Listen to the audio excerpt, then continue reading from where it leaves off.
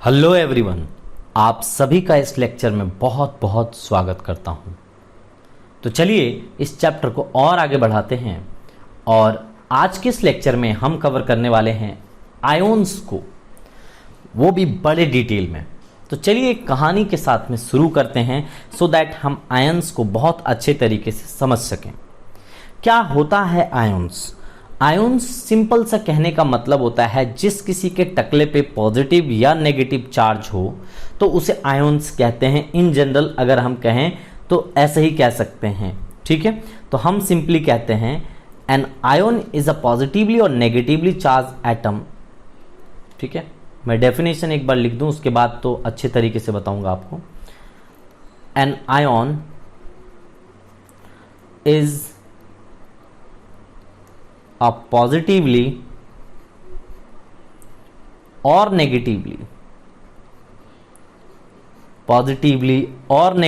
charged atoms or group of atom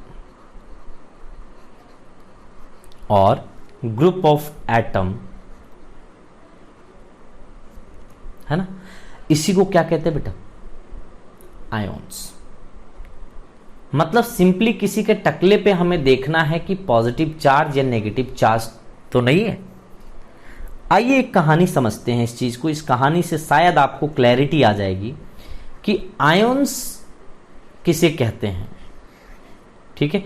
मैं ऐसा मान लेता हूं कि एक एम एटम है जो कि न्यूट्रल है। मैं कोई भी एक एम एटम मान लेता हूं जो कि न्यूट्रल कंडीशन पे है। न्यूट्रल कहने का मतलब होता है कि उसके टकले पे अभी किसी भी तरह का ना ही पॉजिटिव चार्ज है और ना ही नेगेटिव चार्ज है।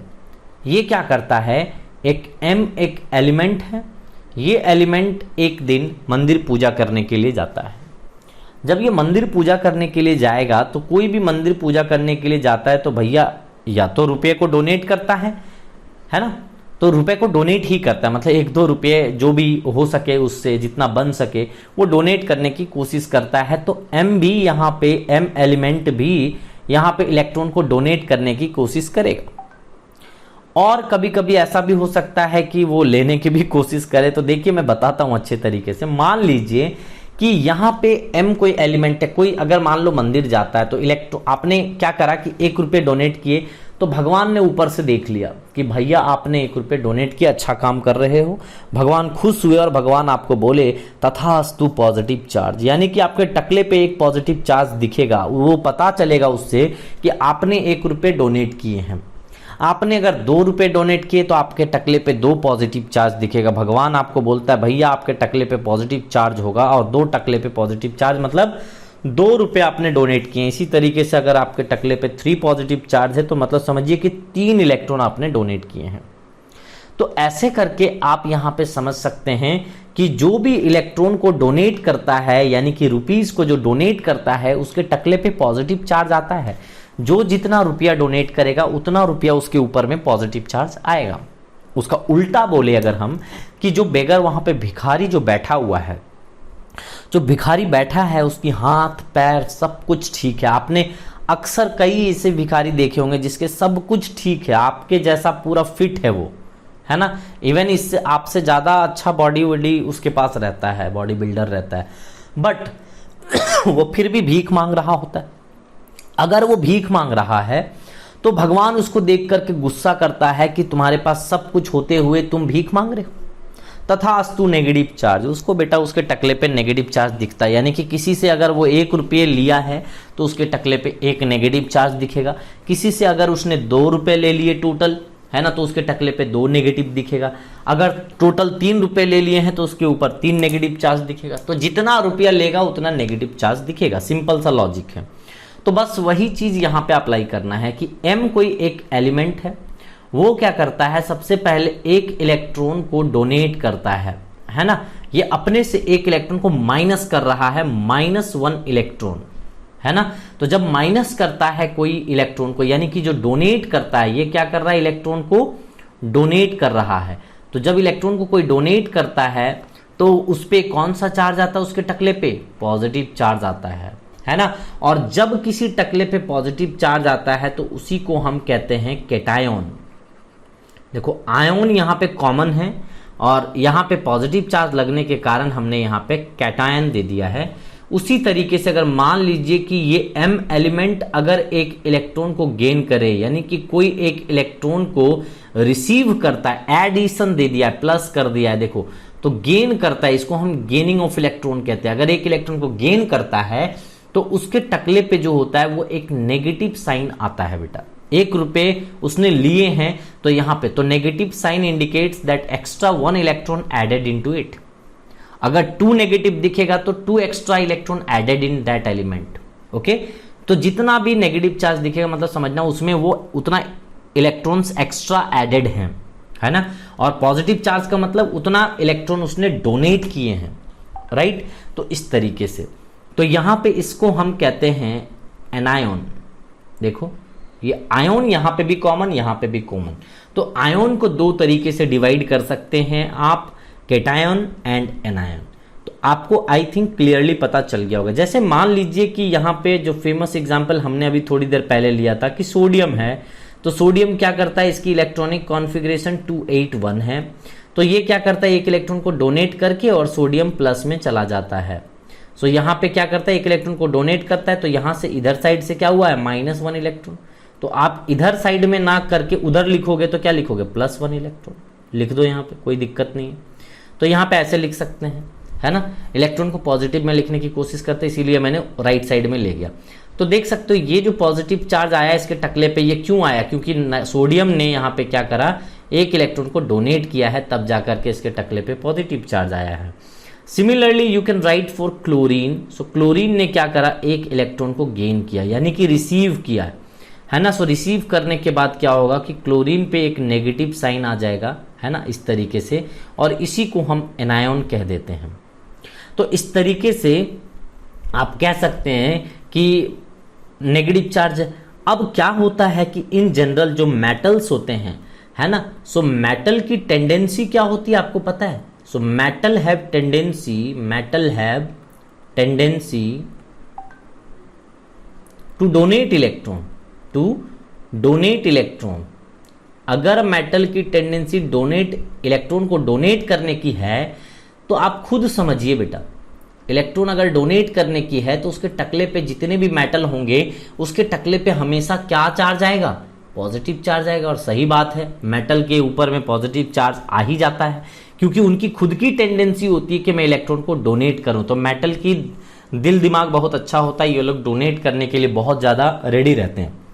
इसी तरीके से अगर हम इसकी बात करें तो नॉन मेटल जो होते हैं इन जनरल, तो नॉन मेटल अगर बात करें बेटा, non metal have tendency to attract the shared electron pair और to gain, you can say to gain, है ना, टेंडेंसी टू गेन इलेक्ट्रॉन की गेन करने की टेंडेंसी होती है इनकी खुद की जो इच्छा होती है, उनको ऐसा लगता है कि मैं इलेक्ट्रॉन गेन करूंगा तो ज़्यादा बेहतर कर पाऊंगा, इसीलिए वो लोग इलेक्ट्रॉन को गेन करते हैं। तो जितने भी नॉन मेटल्स है वो इलेक्ट्रॉन को गेन करेंगे। जैसे मान लो कि कार्बन की बात करें तो कार्बन 4 इलेक्ट्रॉन गेन करके नोबल गैस कॉन्फ़िगरेशन को एक्वायर कर जाएगा। यहाँ पे इसी तरीके से नाइट्रोजन की बात करें, नाइट्रोजन 3 इलेक्ट्रॉन को गेन करके और नियॉन में चला जाएगा। ऑक्सीजन 2 इलेक्ट्रॉन को गेन करके ये नियॉन में चला जाएगा। फ्लोरीन 1 इलेक्ट्रॉन को गेन करके चला जाएगा। तो ये इस तरीके से यहाँ पे आप देख सकते हैं कि ये नॉन मेटल्स हैं तो इनकी इच्छा होती है इलेक्ट्रॉन को डोनेट करने की। यहाँ पे देख लीजिए, यहाँ पे जैसे मान लीजिए सोडियम की बात करें, मैग्नीशियम की बात करें, एल्यूमिनियम की बात करें, तो ये सभी मेटल हैं और ये लोग आप देखे होंगे कि सोडियम के ऊपर 1 पॉजिटिव होता है, इसके ऊपर 2 पॉजिटिव होता है, इसके ऊपर 3 पॉजिटिव होता है। तो ये क्या है, मेटल है। मेटल की टेंडेंसी होती है इलेक्ट्रॉन को डोनेट करने की, तो भैया कर रहा है। यहाँ पे सिर्फ हाइड्रोजन ऐसा होता है कि प्लस में भी होता है हाइड्रोजन और माइनस में भी होता है, जबकि ये नॉन मेटल है ना। तो ये दोनों टेंडेंसी रखता है। तो ये एक्सेप्शन में आप याद रख सकते हो इसको कि हाइड्रोजन के पास पॉजिटिव भी रहता है, नेगेटिव भी रहता है, जबकि यहाँ पे नॉन मेटल क्या कह रहा है कि सिर्फ वो गेन करना जानते हैं, जबकि यहाँ पे हाइड्रोजन डोनेट भी करता है समटाइम्स। तो इस तरीके से आपको आई थिंक क्लियर हो गया होगा कि कैटायन एंड एनायन क्या होता है। अब चलिए हम इसको और भी थोड़ा सा डेप्थ में जाने की कोशिश करते हैं, और भी थोड़ी सी समझने की कोशिश करते हैं कि आखिर और क्या क्या चीजें यहाँ पे हम सीख सकते हैं। तो अब मैं आपको बताता हूं कि केटायन और एनायन को और किस तरीके से आप देख सकते हैं। तो mono atomic anion and poly atomic anion के फॉर्म में ये लोग रहते हैं, ठीक है। तो आप यहाँ पे लिख सकते हैं कि क्या होता है मोनो एटॉमिक एनायन और पॉली एटॉमिक एनायन। चलिए देखते हैं। Number 1 is mono atomic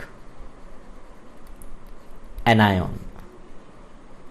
mono atomic ions लिख देते हैं तो ज्यादा बेहतर होगा ना, आयोन्स लिख देंगे तो ज्यादा बेहतर होगा, सो दैट आप दोनों के बारे में बात कर सकेंगे।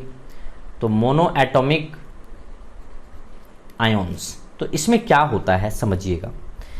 सो मोनो एटॉमिक का मतलब होता है, मोनो का मतलब ही क्या होता है बेटा, मोनो का मतलब होता है सिंगल। सिंगल, तो यहां पे सिंगल एटम होना चाहिए। मोनो एटॉमिक का मतलब क्या है, सिंगल एटम की बात कर रहा है, यानी कि एटम एक ही होगा। यानी कि कैसा कैसा हो सकता है, जैसे मान लीजिए सोडियम है तो एक ही एटम है भैया, इसके ऊपर पे पॉजिटिव चार्ज है तो मोनो एटॉमिक आयंस हो गया। इसी तरीके से आप कह सकते हैं मैग्नीशियम है तो उसके ऊपर में 2 पॉजिटिव चार्ज दे दीजिए, एल्यूमिनियम है तो 3 पॉजिटिव चार्ज दे दीजिए। देखो एटम एक ही है, सोडियम एक एटम होता है, मैग्नीशियम एक एटम होता है, एल्यूमिनियम एक एटम होता है, चार्ज वहां पे हो सकता है ज्यादा कम जो भी है, तो मोनो एटॉमिक बोला, एटम एक ही होगा, ऐसा वाला आयंस। तो इस तरीके से होते हैं, है ना। क्लोरीन माइनस हो सकता है क्योंकि आयंस मैंने लिखा है तो पॉजिटिव नेगेटिव दोनों वाला हम लिखेंगे, है ना। N3 माइनस होता है, O2 माइनस होता है, F माइनस होता है। तो ऐसे करके बहुत सारे एटम्स हैं जो कि मोनो एटॉमिक आयंस के फॉर्म में एग्जिस्ट करते हैं, राइट। इसी तरीके से इसका हम दूसरा फॉर्म अगर हम बोलें तो दूसरा फॉर्म कह सकते हैं कि पॉली एटॉमिक एनायन। तो कैसा होता है सर ये पॉली एटॉमिक एनायन, तो पॉली एटॉमिक एनायन। सो पॉली एटॉमिक एनायन क्या होता है, आइए इसको समझने की कोशिश करते हैं। तो पॉली का मतलब होता है बेटा मेनी, है ना। इस पॉली का मतलब होता है मेनी, तो यानी कि मोर देन 1 एटम होगा भैया। सिंपल सी बात है कि मेनी एटम्स मौजूद रहेंगे वहां पे, more than 1 atoms, you can से मोर देन 1 एटम्स, है ना। सो मोर देन 1 एटम्स अगर मौजूद हैं और उसके ऊपर में चार्ज है तो आप कह सकते हैं, मैं बार बार एनायंस लिख दे रहा हूं यार, यहाँ पे आयोन्स होगा, सिर्फ यहाँ पे आयोन्स लिखिए क्योंकि दोनों की बात करेंगे ना हम। सो ये आयोन्स लिखिए क्योंकि आयोन्स लिखने के बाद केटायन एनायन दोनों की बात कर सकते हैं हम।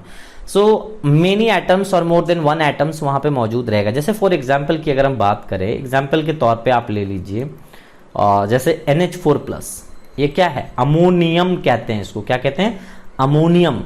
तो यहाँ पे नाइट्रोजन भी है, हाइड्रोजन भी है, तो पॉली हुआ ना बेटा, पॉली एटम्स। एक एटम नाइट्रोजन है, दूसरा एटम हाइड्रोजन है, हाइड्रोजन तो ढेर सारा है, 4 है, तो ये पॉली एटॉमिक हो गया बेटा। मोर देन 1 एटम्स मौजूद हैं और उसके ऊपर में चार्ज है तो आयंस हो गया, तो पॉली एटॉमिक आयंस। इसी तरीके से बहुत सारे हैं, जैसे मान लीजिए नाइट्रेट आयन कह सकते हो, फॉस्फेट आयन कह सकते हो, है ना, सल्फेट आयन कह सकते हो, और कह सकते हो हाइड्रोक्साइड आयन कह सकते हो। तो ऐसे करके बहुत सारे आयन्स होते हैं जो कि आपको एक टेबल ही शेयर करूंगा आपके साथ में कि कैसे कैसे आयन्स होते हैं। वो सारे के सारे एटम्स आपके साथ में एक टेबल शेयर कर दूंगा, उस टेबल से आपको पूरी तरीके से वो टेबल दिमाग में रखना बेटा। अगर वो टेबल आपने ठीक से याद कर लिया ना तो इन फ्यूचर जितने भी कंपाउंड्स हो सकते हैं वो कंपाउंड को बड़े इजी तरीके से सीख पाओगे, आपको रटने की जरूरत कभी नहीं पड़ेगी, ठीक है। तो चलिए अब हम इसको नेक्स्ट लेवल पे लेके चलते हैं कि रेडिकल्स क्या होता है भैया, ये समझते हैं थोड़ा सा। आइए, ये रेडिकल्स क्या होते हैं, रेडिकल, है ना। तो यहां पे आपको मैं सिंपली बता दूं कि a molecule of an inorganic compound is made up of 2 electrically charged species which are known as radicals, है ना। पॉजिटिव रेडिकल्स भी हो सकते हैं, नेगेटिव रेडिकल्स भी हो सकते हैं। तो आपको मैं बेहतर समझता हूं कि सबसे पहले आप इसकी डेफिनेशन लिखिए, है ना। तो डेफिनेशन क्या होगा, अ molecule of an inorganic compound, a molecule of an inorganic compound. Organic पूरी केमिस्ट्री को 3 पार्ट में डिवाइड की जाती है ना, ऑर्गेनिक, इनऑर्गेनिक और फिजिकल। तो यहां पे ये लिख लीजिए, So inorganic chemistry is made up of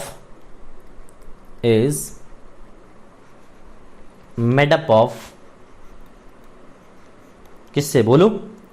to electrically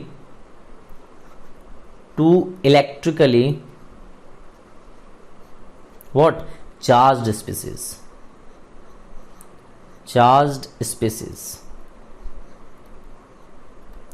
are known as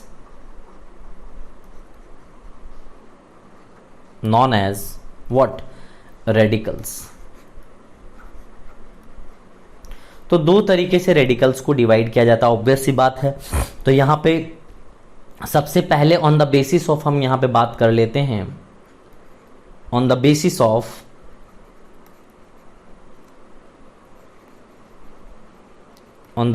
of what? Charge के बारे में पहले देख लेते हैं कि नेगेटिव चार्ज पॉजिटिव चार्ज कैसा है। तो अगर कोई पॉजिटिवली चार्ज रहा बेटा तो उसको हम कहते हैं बेसिक रेडिकल्स। किसको कहते हैं? जो पॉजिटिवली चार्ज रहता है उसको हम बेसिक रेडिकल कहते हैं। दूसरे नंबर पे हम कहें तो एसिडिक रेडिकल यानी कि वैसा रेडिकल जो कि नेगेटिवली चार्ज होता हो, राइट? जैसे मान लीजिए एग्जाम्पल के तौर पे आप बेसिक रेडिकल के एग्जाम्पल ले सकते हैं, पोटेशियम प्लस, जो भी आपने प्लस में पढ़ रखा है वो प्लस वाले सारे यहाँ पे एग्जाम्पल्स आप लिख सकते हैं, है ना? इस तरीके से आप लिख दीजिए, कोई प्रॉब्लम नहीं है। तो ऐसा करके एग्जाम्पल्स आप यहाँ पे लिख सकते हैं। और भी बहुत सारे हैं, है ना? मैग्नीशियम वाला भी लिखवाया था थोड़ी देर पहले, है ना? कैल्शियम हो गया, स्ट्रॉन्शियम लिख सकते हैं, बेरियम लिख सकते हैं, रेडियम लिख सकते हैं, आप लिथियम लिख सकते हैं। तो बहुत सारे पॉजिटिव वाले हैं रेडिकल्स, वो सारे आप लिख सकते हैं यहाँ पे। एसिडिक रेडिकल की बात करें तो नेगेटिव रेडिकल की बात करते हैं। जैसे मान लीजिए Cl माइनस की बात करें, ब्रोमीन माइनस की बात करें, फ्लोरीन माइनस की बात करें, है ना? SO4 2 माइनस की बात करें या फिर NO3 माइनस की बात करें, तो ये कुछ भी हो सकता है ऐसा, ठीक है? तो ये कुछ भी हम यहाँ पे लिख सकते हैं। So on the basis of charge की अगर हम बात करें तो पॉजिटिव वाले को हम कहते हैं बेसिक रेडिकल्स और नेगेटिव वाले को कहते हैं acidic radicals. So this is very very important. तो ये चीज आपको समझ में आ जानी चाहिए। नेक्स्ट बात करें कि ऑन द बेसिस ऑफ दूसरा जो आप रेडिकल्स की क्लासिफिकेशन की बात कर रहे थे सर, वो कौन सी है? तो आप यहां पे समझ लीजिए कि on the basis of number of elements, है ना? So on the basis of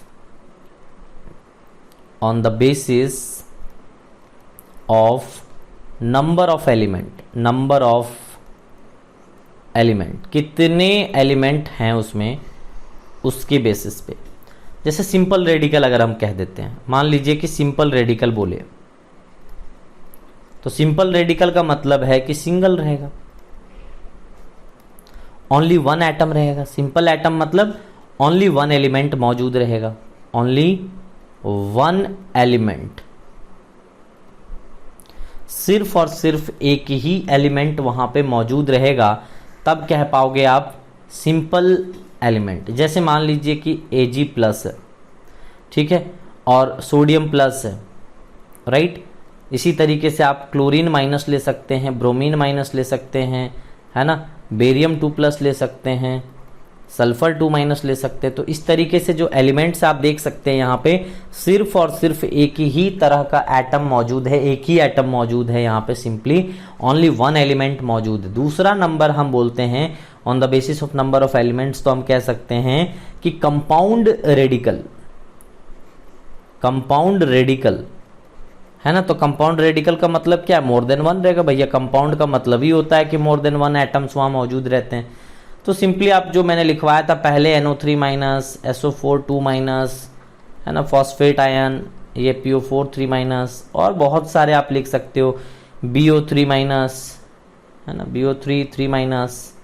तो इस तरीके से बहुत सारे वेरियस एग्जाम्पल्स हैं, आप चाहें तो उसको लिख सकते हैं।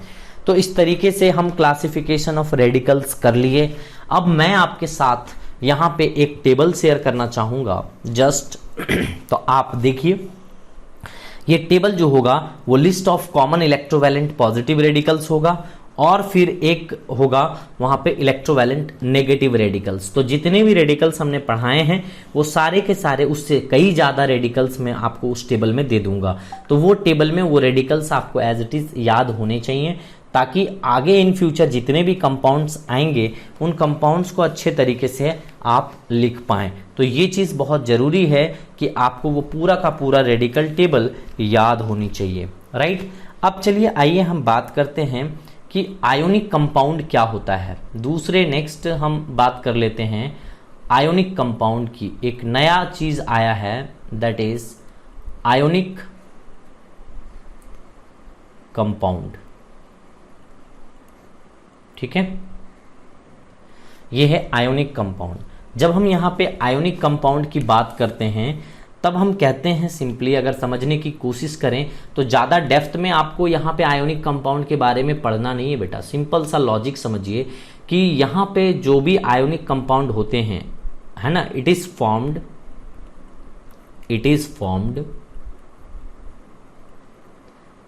Formed by the complete transfer of electron, है ना, बाय द कंप्लीट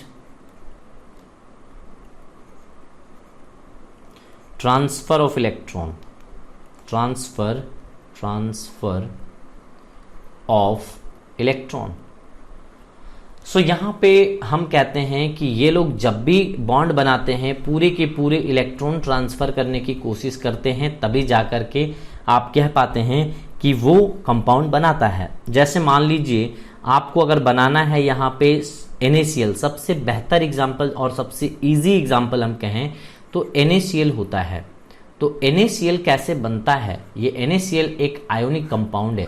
आइए हम समझते हैं कि कैसे बनता है। तो ये बनता है, यहाँ पे आप देख सकते हैं कि ये Na+ के फॉर्म में रहता है और ये Cl- के फॉर्म में रहता है।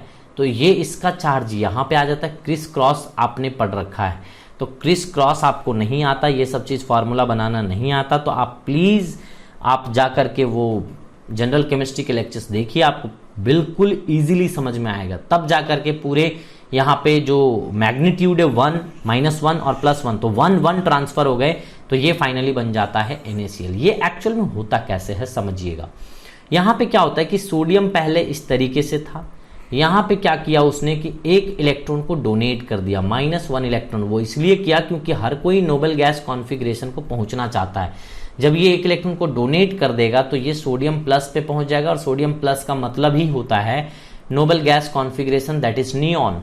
तो अब देखिए इसके आउटर मोस्ट शेल पे 8 इलेक्ट्रॉन है, ये स्टेबल हो चुका है ना, तो Na+ के स्टेबल हो चुका है।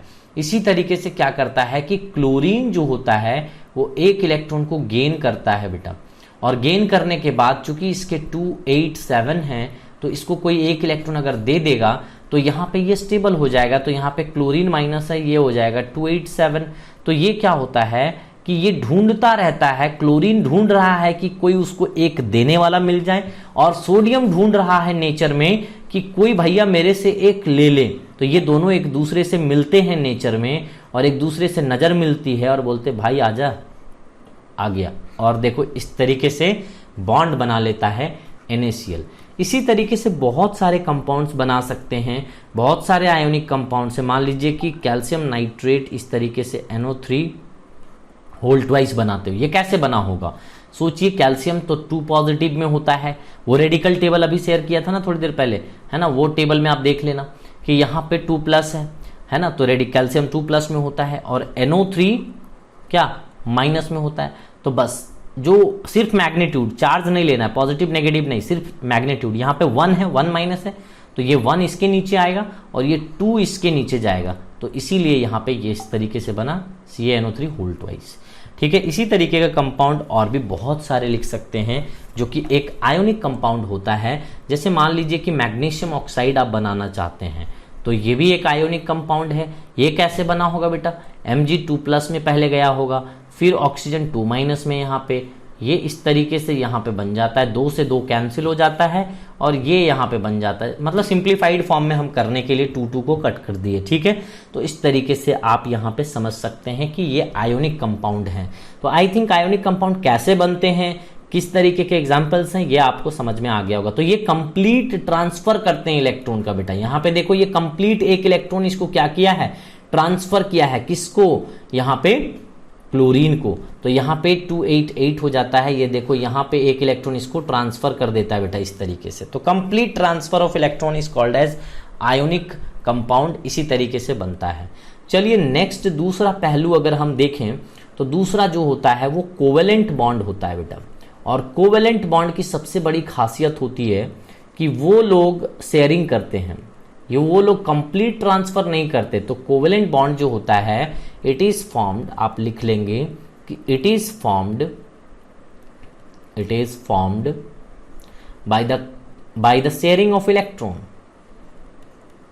By the sharing of electron, right. तो ऐसे करके आप यहां पे लिख सकते हैं by the sharing of electron. कैसे शेयर करता है, आइए एक एग्जांपल लेकर के देखते हैं। मान लीजिए कि आप CH4 मॉलिक्यूल के बारे में बात करना चाहते हैं।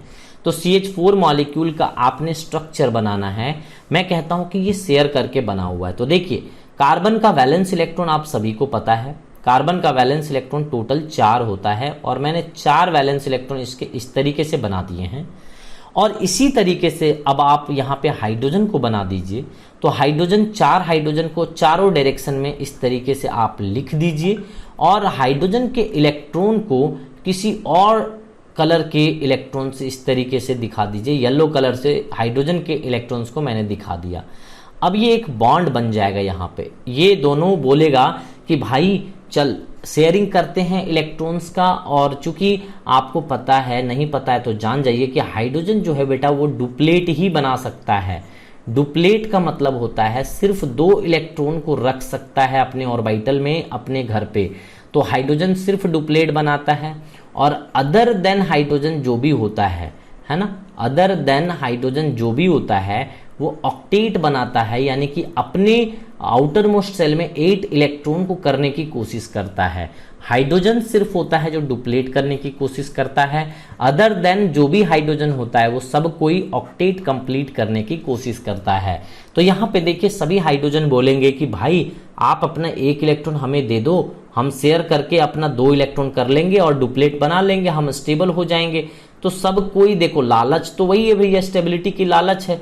तो देखो सारे हाइड्रोजन ने उसने क्या करा कि ये 2-2 इलेक्ट्रॉन कर लिए, तो यानी कि ये स्टेबल हो गया। अब यहाँ पे बोलता है कार्बन कि भाई आपने तो मेरा इलेक्ट्रॉन ले लिया, शेयर कर लिया, हमें भी आपका इलेक्ट्रॉन शेयर करने दो यार, तभी तो मेरा ऑक्टेट कंप्लीट हो पाएगा। तो ये कार्बन ने भी शेयर कर लिया। तो देखो दोनों ने शेयर कर लिए। यहाँ पे बड़े सर्कल के अंदर देखो, ग्रीन वाले सर्कल के अंदर टोटल 8 इलेक्ट्रॉन हो रहे हैं कार्बन के, और छोटे वाले सर्कल हाइड्रोजन के हैं। देखिए हर एक हाइड्रोजन के सर्कल में 2 इलेक्ट्रॉन हो जा रहे हैं, यानी कि इस तरीके से ऑक्टेट कंप्लीट हो गया। तो simply we can write like this, CH4 को आप ऐसे लिख सकते हैं। और इसको कंडेंस करेंगे तो यहाँ पे CH4 इस तरीके से लिख सकते हैं छोटा फॉर्म में, ठीक है। तो ये क्या हुआ है, यहाँ पे शेयरिंग ऑफ इलेक्ट्रॉन हुई है। तो ये शेयरिंग ऑफ इलेक्ट्रॉन ही क्या कहलाता है, कोवेलेंट बॉन्ड, राइट। ये समझ में आ गया होगा आई थिंक कि कोवेलेंट बॉन्ड क्या होता है। इसी में यहाँ पे एक और चीजें मेंशन करने के लिए होता है, that is coordinate bond. So what is coordinate bond, आइए इस लेक्चर में लास्ट अपने को इस टॉपिक में समझ लेते हैं, that is coordinate bond. So coordinate bond जो होता है बेटा, एक्चुअल में अगर हम बात करें तो एक कोवेलेंट बॉन्ड का ही टाइप होता है। तो ये कोऑर्डिनेट बॉन्ड, तो हमने क्या बोला, it is a type of covalent bond. तो सबसे पहले तो यही पॉइंट लिखिए कि it is a type of covalent bond, ठीक है। तो लेकिन यहां पे क्या होता है कि क्या किसे कहते हैं कोऑर्डिनेट बॉन्ड, जब कोई एक ही एटम, सिंपल एक एटम दोनों के दोनों इलेक्ट्रॉन को शेयर करता है बॉन्ड बनाने के लिए। जैसे मान लीजिए हम यहाँ पे NH3 की बात करें, यहाँ पे NH4+ की बात कर लेते हैं, तब जाकर के आपको मैं समझा पाऊंगा कि कोऑर्डिनेट बॉन्ड क्या होता है। NH4+ एक कंपाउंड है, ठीक है। इस कंपाउंड को आप रेडिकल्स है, पॉजिटिव रेडिकल्स आप देख सकते हैं। तो ये कैसे बना होगा, ये ऐसे बना कि यहाँ पे क्या किया कि NH3 है ना, NH3 ने क्या करा कि यहाँ पे अपना इलेक्ट्रॉन H+ आयन को डोनेट कर दिया, ये इसके पास एक इलेक्ट्रॉन था वो डोनेट कर दिया, तब जा करके ये बना है NH4+ आयन। तो इसी को कोऑर्डिनेट बॉन्ड कहते हैं। कैसा, देखिए पहले क्या कीजिए कि नाइट्रोजन के स्ट्रक्चर को मैं बना के दिखाता हूँ यहाँ पे। इस तरीके से आप स्ट्रक्चर बना के ज़्यादा अच्छे तरीके से फील कर पाएंगे इसको, कि मैंने क्या किया कि नाइट्रोजन का वैलेंस इलेक्ट्रॉन लिखने की कोशिश करी। कितने वैलेंस इलेक्ट्रॉन होते हैं बेटा? टोटल 5 वैलेंस इलेक्ट्रॉन होते हैं नाइट्रोजन के। मैंने 5 वैलेंस इलेक्ट्रॉन लिख दिया और यहाँ पे मैंने 3 हाइड्रोजन को प्लेस कर दिया। इस तरीके से 3 हाइड्रोजन को प्लेस कर दिया। तो यहाँ पे क्या होता है कि अगर कोवेलेंट बॉन्ड है तो शेयर करेगा, तो लो शेयर करा दो पहले। तो यहाँ पे शेयरिंग किया भैया, एक एक इलेक्ट्रॉन। जब भी शेयरिंग होती है तो एक एक इलेक्ट्रॉन दोनों लोग देते हैं। तो आप देख सकते हैं कि यहाँ पे शेयर करके इस तरीके से बॉन्ड बना लेता है, यहाँ पे शेयर करके इस तरीके से बॉन्ड बना लेता है और इस तरीके से शेयर करके बॉन्ड बना लेता है। अब यहाँ पे H+ आयन आता है और कहता है भाई मुझे भी बॉन्ड बना लो ना साथ में। तो ये क्या कहता है, बोलता है कि H+ आयन है मतलब इसके पास कोई इलेक्ट्रॉन नहीं है। अरे भैया H के पास इलेक्ट्रॉन होता है, H+ का मतलब क्या हो गया, एक इलेक्ट्रॉन डोनेट कर दिया। भैया के पास एक ही इलेक्ट्रॉन था पहले से और वो भी डोनेट कर दिया है, तो इसके पास तो नो इलेक्ट्रॉन, कोई इलेक्ट्रॉन नहीं है। सो नो इलेक्ट्रॉन, इसके पास किसी भी तरह का इलेक्ट्रॉन नहीं है। जब नहीं है इलेक्ट्रॉन तो क्या करेगा ये ऐसा करेगा कि ये बोलेगा कि भाई चलो मैं ही दे देता हूं पूरा का पूरा। तो ये 2 इलेक्ट्रॉन है, 2 इलेक्ट्रॉन ही बॉन्ड बनाने में, एक बॉन्ड अगर बनता है तो 2 इलेक्ट्रॉन रहता है। तो इस पूरा का पूरा बॉन्ड बनाने में सिर्फ एक ही एटम यहाँ पे पार्टिसिपेट करेगा, यानी कि नाइट्रोजन बोलेगा चलो मैं देता हूं। तो यहाँ पे बॉन्ड बनेगा कैसा, देखो ये जो है वो दोनों का दोनों इलेक्ट्रॉन जब यहाँ पे दे देता है बेटा, देखो अभी कोवेलेंट बॉन्ड में क्या हो रहा था, शेयर कर रहा था। एक इलेक्ट्रॉन एक एटम दे रहा था तो दूसरा इलेक्ट्रॉन अदर एटम दे रहा था। इस तरीके से सभी ने एक एक इलेक्ट्रॉन दे करके शेयरिंग किया था। बट यहाँ पे क्या हो रहा है आप देख सकते हो, इस कोऑर्डिनेट बॉन्ड को इसी तरीके से इंडिकेट करते हैं बेटा, इस तरीके से एरो से इंडिकेट करते हैं कि यहाँ पे नाइट्रोजन दे रहा है और हाइड्रोजन ले रहा है। तो यहाँ पे हम इंडिकेट करते हैं, तो ये दे रहा है। यहाँ पे क्या देखे कि एक एक इलेक्ट्रॉन शेयर किया था, यहाँ पे देखे एक एक इलेक्ट्रॉन शेयर किया था, यहाँ पे एक एक इलेक्ट्रॉन शेयर किया था। बट क्या ये हाइड्रोजन शेयर किया है? ना ना ना, यहां दोनों के दोनों इलेक्ट्रॉन बॉन्ड बनाने के लिए कौन दे रहा है, नाइट्रोजन दे रहा है। इसीलिए हम कहेंगे कि this bond is coordinate bond. इसी बॉन्ड को बेटा हम क्या कहते हैं, कोऑर्डिनेट बॉन्ड। तो हम यहां पे सिंपली क्या कह सकते हैं, it is a special type of covalent bond in which bond both the shared electron are contributed, है ना, बाई 1 एटम ओनली। देख लो, बोथ द शेयर्ड इलेक्ट्रॉन, यानी कि दोनों का दोनों इलेक्ट्रॉन ये वाला शेयर्ड बाई ओनली 1 एटम, एक ही atom, that is nitrogen. Nitrogen है वो एटम, ठीक है। तो इस एटम के ऊपर पे यहाँ पे सिंपली पॉजिटिव चार्ज आ जाएगा, क्योंकि NH4+ है यहाँ पे देख सकते हो। तो ये पॉजिटिव चार्ज हो गया, चूंकि ये दे रहा है तो इसके टकले पे पॉजिटिव चार्ज आया, क्योंकि दे रहा है ना इसको इलेक्ट्रॉन को। तो यही इसी चीज को क्या कहते हैं बेटा, कोऑर्डिनेट बॉन्ड। तो आई थिंक कोऑर्डिनेट बॉन्ड आप सभी को जरूर क्लियर हो गया होगा कि सिंपली एक स्पीसीज जब प्रोवाइड कराता है इलेक्ट्रॉन को, है ना, बॉन्ड बनाने के लिए, तो हम उसे कोऑर्डिनेट बॉन्ड कहते हैं। सो आज के लेक्चर में इतना ही, मिलते हैं अगले लेक्चर में, तब तक के लिए धन्यवाद।